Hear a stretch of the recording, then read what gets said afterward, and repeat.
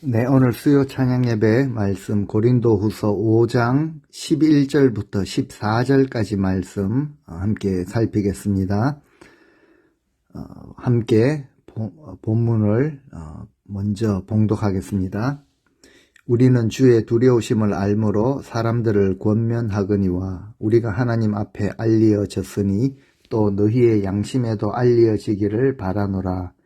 우리가 다시 너희에게 자찬하는 것이 아니요 오직 우리로 말미암아 자랑할 기회를 너희에게 주어 마음으로 하지 않고 외모로 자랑하는 자들에게 대답하게 하려 하는 것이라. 우리가 만일 미쳤어도 하나님을 위한 것이요 만일 정신이 온전하여도 너희를 위한 것이니 그리스도의 사랑이 우리를 강권하시는도다. 우리가 생각하건대 한 사람이 모든 사람을 대신하여 죽었은즉 모든 사람이 죽은 것이라. 아멘. 예, 지난 시간 말씀 통해서 겉사람과 속사람이라는 제목으로 살폈습니다. 예, 사람이면 같은 사람이지 겉사람이 있고 속사람이 뭐 따로 있는가? 성경은 있다라고 말합니다. 겉사람이 무엇입니까? 시간이 지날수록 병들고 후패해지고 낡아지는 것이 겉사람입니다. 하지만 보배를 담고 있는 우리의 속사람, 예수 그리스도의 복음을 담고 있는 우리 속사람은 날로 새로워진다라고 합니다. 그래서 바울은 겉사람은 사방으로 우겨쌈을 당하고 답답한 일을 많이 당해도 나는 낙심하지 않는다. 그만큼 속사람이 강건했기 때문에 이런 고백을 할 수 있었던 것이죠. 그러면서 하는 말이 지금 당하는 환난은 경한 것이다. 바울은 우리가 아는 것처럼 절대 가벼운 환난이 아니었습니다. 바울에게 주어진 것은 참으로 무거운 것이었죠. 살 소망까지 끊어졌다라고 할 정도였는데요. 바울은 지금 내가 당하는 환난 가벼운 것이다. 그리고 잠시 주어지는 것이다. 하지만 내가 주님 앞에 섰을 때 누리게 될 그 영광은 너무 큰 것이다. 영원한 것이다. 라고 했죠. 왜 그렇습니까? 그것을 보는 눈이 있었기 때문에 그렇습니다. 그래서 나는 눈에 보이는 것으로 행하지 아니하고 나는 믿음으로 행한다 라는 귀한 고백을 했죠. 그러면서 내가 진짜로 원하는 것은 몸을 떠나 즉 빨리 죽어서 주와 함께 있는 이것을 나는 원한다. 하지만 모든 것은 하나님이 결정하시고 주관하시기 때문에 내가 원한다고 마음대로 내가 몸을 떠나서 죽기를 바랄 수도 없는 것이다. 그렇기 때문에 내가 이 몸을 육신을 입고 사는 동안에는 우리 주님을 기쁘시게 하는 자가 되기를 나는 힘쓴다 라는 또 귀한 고백을 하였죠. 결국 이런 삶이 어디로 종착이 되어집니까? 연결이 되어집니까? 지난주 마지막 10절 말씀인데요. 이는 우리가 다 반드시 그리스도의 심판대 앞에 나타나게 되어 각각 선악간에 그 몸으로 행한 것을 따라 받으려 함이라. 예, 주님의 심판대 앞에 서는 날 참 착하고 충성된 종아 잘하였도다. 믿음의 인내의 그 경주를 다 잘 달려왔다 라고 칭찬하시면서 상 주시는 것을 바라보고 있었습니다. 그래서 이제 오늘 본문을 시작하면서 우리에게 이렇게 질문을 던집니다. 우리는 주의 두려우심을 알고 있지 않느냐라고 그렇게 말합니다. 오늘 본문 11절입니다. 우리는 주의 두려우심을 알므로 사람들을 권면하거니와 우리가 하나님 앞에 알리어졌으니 또 너희의 양심에도 알리어지기를 바라노라. 예, 주의 두려우심이라는 표현은요, 우리가 마지막 날에 선악간의 모든 것을 심판하시며 보응하시는 주님을 경외하는 두려움을 의미합니다. 주님을 무서워하는, 겁내는 이런 두려움이 아니라 정말 모든 것을 선악간에 공정하게 보응해 주시는 그 주님을 섬기는 주님을 믿고 경외함으로 가지는 두려움. 그러니까 하나님을 경외함이죠. 예, 이것을 우리가 다 가지고 있지 않느냐. 그런데 오늘날 사실 우리 교회와 성도들의 모습을 보면은 이런 주의 두려우심, 하나님을 경외함 많이 잃어버린 그런 시대입니다. 어떤 분들은 주의 두려우심을 전혀 알지 못하고 내면의 질서가 무너져 있죠. 모든 일을 자기 주관대로 기분대로 하려고 하는 모습이 있습니다. 바울은 우리 모두가 그리스도의 심판대 앞에 서게 될 것, 그리고 그때 하나님은 각 사람의 행위대로 선악간에 심판하시는 이것. 그래서 이것을 아는 자들, 주의 두려우심을 우리가 알기 때문에 우리는 질서를 지키고 인내하죠. 그리고 말씀에 순종합니다. 그리고 자기 소견을 주장하지를 않죠. 우리에게 맡기신 소명을 충성으로 또 감당하는 그런 모습을 보입니다.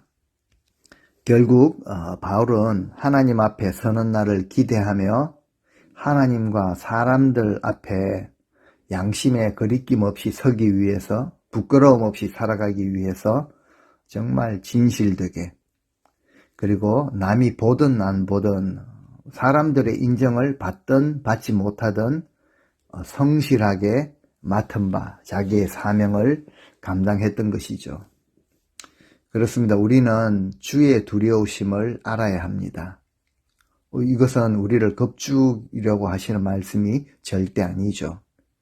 우리 삶을 하나님 앞에 세우도록 그렇게 바울은 우리에게 권면을 하고 있습니다.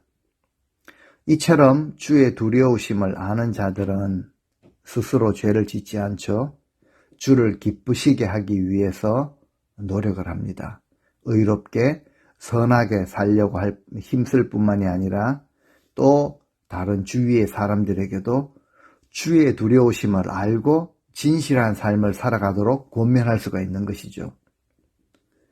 참 중요한 표현입니다.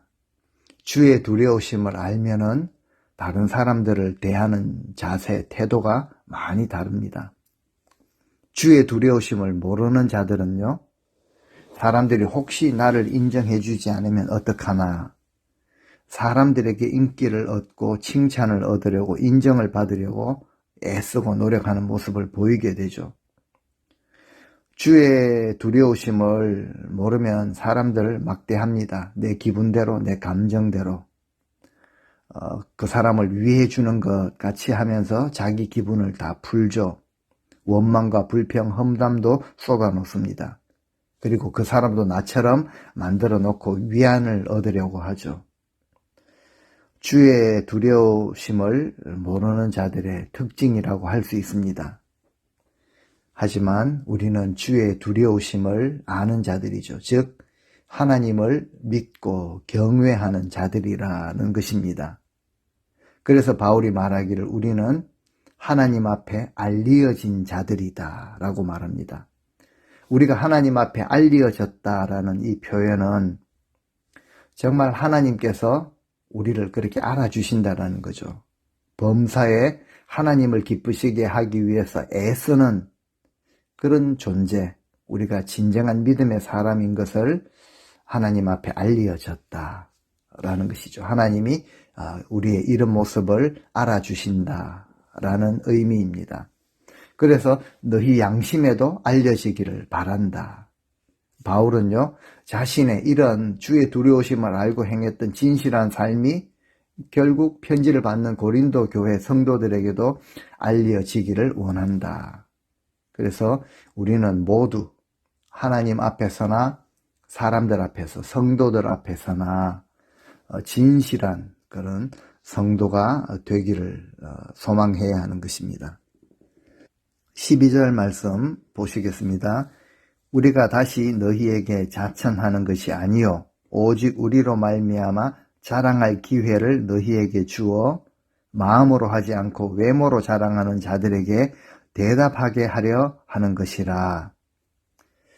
예, 바울이 11절에서 그렇게 말했죠. 참 이렇게 우리는 주의 두려우심을 아는 자들이다. 그래서 하나님이 이런 우리의 신실한 모습을 알아주시고 너희 양심에도 알려지기를, 광고가 되어지기를 원한다. 이것은요, 이제 바울이 자신은 꽤 나는 좀 신실하다, 영이 좀 서 있다, 뭐 이런 거를 스스로 자랑하려고 한 말이 아니라는 것이죠. 너희에게 우리를 스스로 자찬하려는 것이 아니다 라고 분명히 말합니다. 바울이 지금 이렇게 자기를 변호하는, 어떻게 보면은 뭐 자랑하는 듯한 이런 편지를 쓰는 것이 스스로 자기 자신을 교회 앞에 나는 이런 정도의 인물이다라는 것을 드러내기 위함이 아니고, 추천하기 위함이 아니고, 주의 두려우심을 전혀 알지 못하는 거짓 교사들 앞에서 우리는, 바울 그 자신은요, 정말 진실한 예수 그리스도의 종임을, 이것을 자랑할 기회를 성도들에게 주기 위함이다 라고 말합니다. 그렇습니다. 우리의 자랑거리가 무엇이냐? 다른 건 몰라도 정말 저는 하나님을 경외하는 자입니다. 주의 두려우심을 아는 자입니다. 이것은요, 자랑을 할 만합니다. 자랑해야 합니다. 이것 가지고 자랑해야 한다는 것이죠. 근데 거짓 선생들을 이제 보면은 진실한 마음으로 자기 사명을 감당하지 않고 외모, 스펙, 백그라운드 이런 거를 자랑하는 자들이라고 표현하고 있죠. 사람들 마음을 사로잡는, 뭐 요즘 말로 말하면 행사, 뭐 이런 거를 잘 진행을 했겠죠. 거짓 교사들은 사람들 앞에서 자신들이 뭐 대단한 무엇을 가진, 무엇을 알고 있는 자처럼 자랑을 하지만 사실상 그들의 마음은 자기들은 아무것도 자랑할 것이 없다라는 것을 알고 있다라는 것이죠. 요즘 뭐 일부 뭐 인기, 연예인들, 아이돌 뭐 이런 자들이 느끼는 감정이 아닐까 생각해 보게 됩니다. 정말 무대 위에서 열광할 때는 모르는데요. 다 끝나고 나면은 뭐 출연하고 난 후에 혼자 남았을 때 그렇게 허무함을 느낀다라고 하죠. 노래 좀 하고 춤 잘 추는 것, 뭐 이렇게 여러 가지 뭐 재주가 있는 것 외에는 정말 자랑할 것이 없죠. 늘 사람들의 그 환호, 인기에 목말라 합니다. 그 외에는 뭐 자랑할 것이 없죠. 그런데 우리 성도들은 다른 존재입니다. 예수님만 자랑하고 예수님만 전하는 자들이죠. 혹 자랑할 것이 있다면은 나는 하나님을 경외하는 자, 주의 두려우심을 아는 자입니다. 이것을 자랑해야 한다는 것이죠. 그래서 우리가 전하는 그 메시지에 나의 신앙의 고백이 있어야 합니다. 우리가 말하는 것이나 우리가 글을 쓰는 것이나 우리가 전하는 우리의 삶에도요, 우리의 신앙의 고백이 녹아 있어야 합니다. 이런 모습은 하나님께서 알아주신다라는 것이죠. 하나님이 우리를 알아주신다라는 사실이 우리에게 소망과 용기를 줍니다. 바울은요, 하나님의 아심으로 사람들을 대할 때 담대함이 있었죠. 정말 사방으로 우겨쌈이 그리고 답답한 일이 주어져도 낙심하지 않았고 오히려 담대하게, 또 심지어는 미쳤다라는 소리를 들어도 그냥 담대하게 받은 바 소명대로 묵묵히 그 길을 걸어갈 수가 있었던 것입니다. 13절에 그렇게 표현하죠. 우리가 만일 미쳤어도, 본인이 그렇게 말을 했겠습니까? 주위의 사람들이 바울을 보면서 저 미친 사람 아니냐 이렇게 표현할 정도였습니다. 그래서 우리가 만일 미쳤어도 하나님을 위한 것이다. 정신이 온전하여도 너희를 위한 것이다 라고 분명히 말하고 있죠. 신앙의 뜨거움, 정말 간절함, 열정이, 목마름이 있는 성도들은요, 때로는 세상 사람들이 보기에 미친 것 같이 보이기도 합니다. 사람들은 복음의 열정이 넘치는 이 바울의 모습을 보고 이 너무 지나친 것 아니냐, 점잖지 못한 것 아니냐라고 생각하며 13절의 말씀처럼 너 미쳤다라고 말을 했습니다. 하지만 바울은 자신이 그처럼 정신이 나간 사람처럼 열심히 그렇게 살아가는 것은 자기 자신을 위한 것이 아니었죠. 하나님을 위한 것이다 라고 분명히 말합니다. 즉 예수 그리스도의 복음과 주님의 몸된 교회를 위한 것이라는 고백을 하고 있죠. 사람들이 볼 때 정말 복음을 위해서 바울은 젊음과 건강과 부와 명예, 그 안정감, 지위 모든 것을 버린 바울, 미친 것 아니냐라고 볼 정도였던 것이죠. 하지만 바울의 마음은 항상 그 보배, 예수 그리스도의 복음에 대한 열정으로 불이 타올랐습니다. 주를 위하여 온전히 자신을 드렸죠. 결혼도 하지 않았고 매를 많이 맞았고 고생을 많이 했고 굶기도 했고 그렇게 헌신을 했습니다. 사도행전에도 보면은 복음 전하는 자들을 이렇게 보면서 술 취한 것 아니냐라고 그렇게 표현을 했죠. 사도 바울도 베스도 총독에게 이런 말을 들었죠. 많은 지식이 너를 미치게 했다. 무슨 지식이겠습니까? 잡다한 세상 지식이 아니라 예수 그리스도를 전하는 그 지식, 예수 그리스도를 깊이 알아가는 그 지식이 너 미치게 했다라고 표현할 정도입니다. 근데 성도들은 절대 미쳐서는 안 됩니다. 우리가 믿는 신앙, 우리가 가지고 있는 이 신앙, 기독교, 비정상적이거나 비상식적인 그런 종교가 절대 아니죠.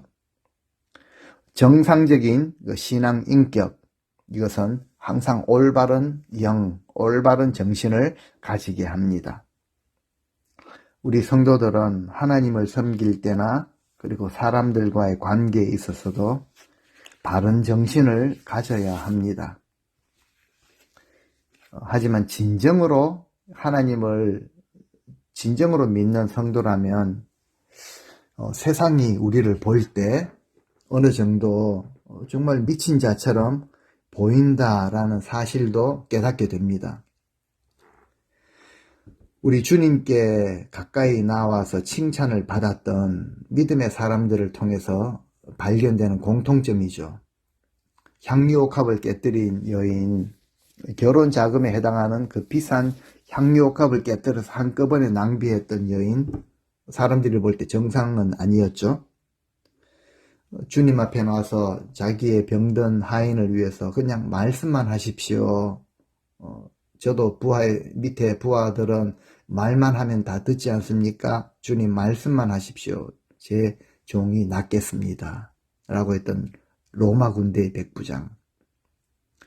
그 군중들을 밀치고 주님 앞에 가까이 나왔던 그 문둥병자, 그 여인. 주님의 옷자락만 만져도 내 혈류병이 나으리라 라고 했던 그 여인. 요즘 말로 말하자면 다 미친 자들이죠. 하지만 정말 주님을 진짜로 믿는 자들이라면 세상이 볼 때 이런 모습도 있다라는 것이죠. 그렇습니다. 바울은 예수님께 미친 자였습니다. 주를 위해서는 얼마든지 죽을 수도 있었죠. 죽을 수가 있었습니다. 자신의 온 생명을 쏟고 있습니다.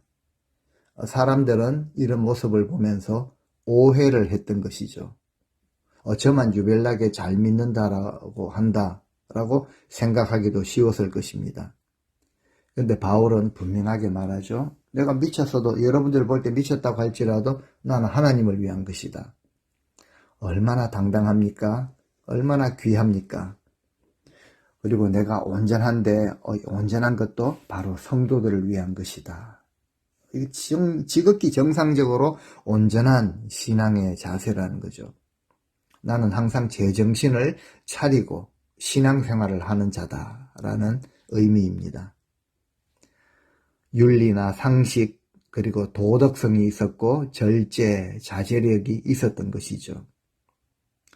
하지만 바울은 뜨거움, 사랑, 열정, 헌신이 넘쳤던 지극히 상식적이고 주님 보실 때 지극히 정상적인 그런 믿음의 귀한 인물이었습니다. 14절 말씀, 그리스도의 사랑이 우리를 강권하시는도다. 우리가 생각하건대 한 사람이 모든 사람을 대신하여 죽었은즉 모든 사람이 죽은 것이라.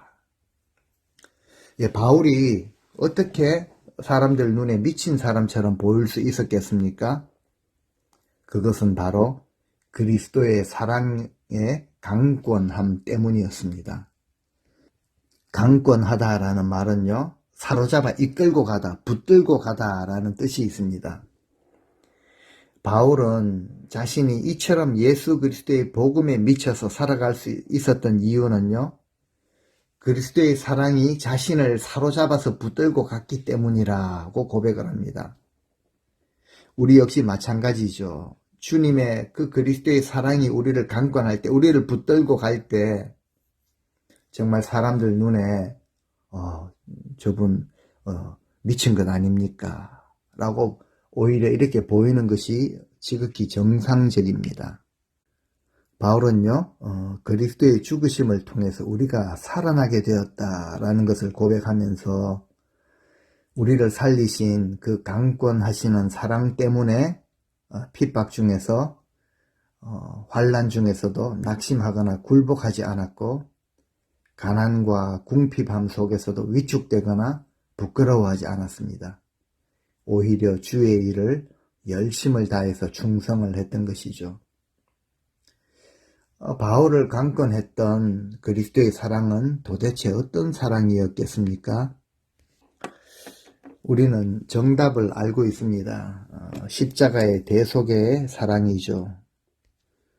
모든 사람을 위해 대신 죽으신 사랑입니다. 희생적 사랑, 헌신적 사랑이라고 표현을 하죠. 주님 자신의 몸을 희생제물로 내어주신 사랑입니다. 심지어 죽음보다 강한 사랑이라고 표현도 하는 것 같습니다. 우리 죄의 문제를 해결하시고 영생을 주신 사랑입니다. 그런데 그 사랑은 오직 택하신 자들을 위한 사랑이었습니다.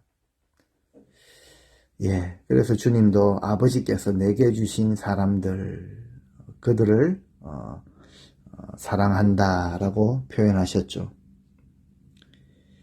이런 하나님의 택하심을 받은 우리 모두는 사랑에 빚진 자들입니다. 빚을 졌다라는 것이죠. 흔히 빚을 생각할 때 보통 그 액수가 차를 살 때 이제 수만 불 론을 얻을 수 있겠습니다. 또 론을 얻어서 좋은 집을 샀다면은 수십만 불 그렇게 빚을 질 수 있겠죠. 근데 우리가 진 빚이 얼마인가? 성경은 말합니다. 1만 달란트라고 말합니다. 한 달란트 꽤 큰데요. 6천 데나리온입니다. 한 데나리온이 노동자 하루 품삯인데요. 6,000일을 일해서 얻을 수 있는 것이 한 데나리온입니다. 6,000일. 그러니까 한 16년 정도 품삯에 해당하는 것이 한 달란트죠. 1만 달란트. 그러니까 16년 곱하기 1만. 16만 년. 16만 년을 일해야지 갚을 수 있는 금액이 1만 달란트입니다. 미국에서 하루 품삯 요즘은 100불 택도 없죠. 200불, 300불 하는 데도 있을 텐데 그냥 100불로 친다고 할지라도 1만 달란트는 60억 달러입니다. 60억 달러. 상상이 안 되는 그런 금액입니다. 한 사람의 힘, 능력으로는 갚을 길이 없는 금액, 이것을 주님은 자신의 목숨으로 대신 이제 속전으로 지불을 해 주셨죠. 우리 위에 자기 목숨을 들이신 그리스도의 주님의 긍휼하심, 긍휼히 여기심. 바울을 볼 때 이제 바울을 정말 불쌍히 여기셔서 엄청난 빚을 탕감해 주시고 복음의 일꾼으로 삼으셨죠. 이방인의 사도로 불러주신 그 은혜의 빚진 자의 심정이 바울에게 있었습니다. 이런 그리스도의 사랑이 강권하셨기에 그 빚을 갚지 않고는 견딜 수가 없었죠. 그래서 열정적으로 복음을 전하고 그리스도의 사랑을 나누고 주의 나라와 교회를 세워가는 이런 바울의 모습이 사람들에게 어떻게 보였겠습니까? 지극히 사람들의 시선을 의식했던 종교 지도자들, 격식 이런 것을 중요하게 여겼던 바리새인들, 체면을 중요시하게 했던 성도들에게 진정한 신앙을 가르치기보다는 행사 위주로 추천서 따위나 자랑하며 다녔던 거짓 교사들과는 사뭇 다르죠. 오늘 이 말씀을 듣는 우리 모두는 예수 그리스도로부터 사랑의 빚을 진 자들입니다. 주님께 진 빚이 있다라는 것이죠. 빚입니다. 그러니까 반드시 갚아야 하는 것인데 그 금액이 우리의 상상을 초월할 정도로 큽니다. 좀 많이 큽니다. 그래서 성경은 로마서 13장 8절에 우리가 서로 사랑의 빚 외에는 아무에게든지 누구에게든지 아무 빚도 지지 말라라고 하십니다. 다른 빚은 지지 말고 사랑의 빚은 지라라고 하시죠. 사랑의 빚장이가 되라라는 것입니다. 사랑의 빚을 졌으니 갚아야 하죠. 우리는 사랑의 빚을 진 자들입니다. 주님께 큰 사랑의 빚을 졌기 때문에 필요한 자들에게 그 사랑의 빚을 갚아야 합니다. 이런 사람은 정말 우리 주 예수 그리스도에 대한 생각으로 늘 가득 차 있죠. 주님의 영광이 항상 우선에 있고요. 주님의 몸된 교회가 내 삶의 유익 우선보다는 더 우선으로 되어 있죠. 그 구원의 은혜, 우리가 진 빚을 생각할 때, 갚아주신 것을 생각할 때 기쁨과 감사와 감격이 있습니다. 그래서 그리스도의 사랑에 보답하는 것 외에는 아무것도 없다라고 생각을 합니다. 그리고 그 그리스도의 사랑이 그 인생을 밀어붙이는 것이죠. 오늘도 우리 주님께서 우리에게 말씀을 통해서 이제 이 사랑의 빚을 갚도록 감동을 주십니다. 그런데 우리는 가만히 있어서는 안 되죠. 1만 달란트의 빚을 탕감받았으면서도 100데나리온, 노동자의 한 3개월치 해당하는 분량이겠죠. 글쎄요, 한 10,000불, 15,000불, 이런 빚을 적지는 않지만요, 60억 달러의 빚을 탕감받았는데, 이제 15,000불 빚진 자의 멱살을 붙잡고, 내 돈 빨리 갚아라 라고 해서는 안 된다라고 주님이 말씀을 하십니다. 한국에 재밌는 표현이 있는데, 먹튀라는 표현이 있습니다. 먹고 그냥 튀어버린다라는 표현이죠. 사랑에 큰 빚을 지고 먹튀해서는 안 됩니다. 60억 불 떼먹고 15,000불 받아내겠다고 설치는 그런 모습이 되어버릴 것입니다. 우리 인간은 이 땅을 살면서 모든 행위에 대하여 선악간의 심판을 받고 영생 또는 영벌에 처해지게 되어 있습니다. 우리도 한때 우리 죄로 인해 정말 비참하고 가난하고 또 질병 가운데 살았던 존재들입니다. 우리 인간은 죄로 인하여 두려움과 불안 가운데 떨 수밖에 없는 존재들이었습니다. 그런데 우리는 가만히 생각해 보아야 합니다. 우리가 생각하건대 한 사람이 모든 사람을 대신하여 죽었은즉 모든 사람이 죽은 것이라. 예수님 한 분께서 우리 모두를 위하여 하나님의 심판을 대신 받으셨습니다. 우리 때문에 주님께서 채찍 맞으시고 침뱉음 당하시고 가시면류관 쓰셨고 손과 발에 큰 못이 박히셨죠. 그래서 우리가 고침을 입었고 나음을 입었고 부유함을 입었고 강건함을 입었고 새 생명을 누리게 되었습니다. 이것을 아는 사람이 바로 그리스도에게 미친 사람이죠. 죄인이었던 우리가 예수님 때문에 심판에서 영생으로 옮겨지게 되었습니다. 예수님으로 인해서 강건하고 부유하고 복된 삶을 살게 되었습니다.